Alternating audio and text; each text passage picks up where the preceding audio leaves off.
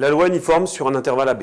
C'est une loi continue, avec donc x qui est une variable aléatoire, avec une densité, c'est-à-dire une fonction positive. La x est une variable aléatoire qui suit une loi uniforme. Uniforme, ça veut dire que c'est tout le temps la même chose. Ça veut dire que la fonction de densité qui dépend de cette variable est une fonction constante.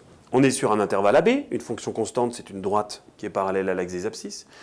Pour que l'intégrale de cette fonction de cette densité soit égale à 1, obligatoirement, il faut donc qu'on calcule l'aire de ce rectangle. Rappelez-vous, longueur fois largeur. Donc obligatoirement, si ici la distance entre B et A c'est B moins A, il faut que la largeur fasse 1 sur B moins A pour que l'aire soit égale à 1. Donc la densité d'une loi uniforme, la formule, il faut l'apprendre et la comprendre, c'est 1 sur B moins A. Extrêmement facile. Si vous avez une loi uniforme entre 1 et 4, alors vous aurez 1 sur 4 moins 1, ce qui fait 1 tiers. La constante, 1 tiers.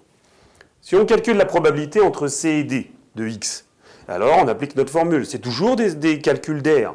Si je mets C et D, l'aire de ce petit rectangle, c'est bien la longueur, D moins C, sur la largeur, 1 sur B moins A. On obtient bien cette formule. Donc il faut, c'est pareil, l'apprendre, mais extrêmement bien la comprendre, à appliquer extrêmement facilement dans les exercices.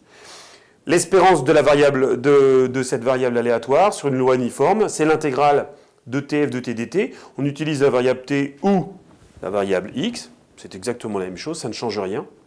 Et quand vous intégrez cette chose-là, on obtient A plus B sur 2. C'est une démonstration qu'il faut connaître, qui va être faite dans vos cours, qu'il faut absolument savoir refaire. Il faut apprendre la formule, apprendre les deux formules, voir que c'est cette intégrale et A plus B sur 2, et savoir retrouver la formule, démonstration à connaître.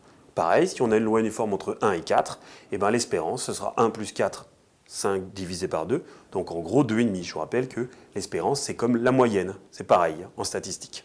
Donc en moyenne, on pourrait avoir 2,5. Entre 1 et 4, on n'est pas très loin, c'est la moitié.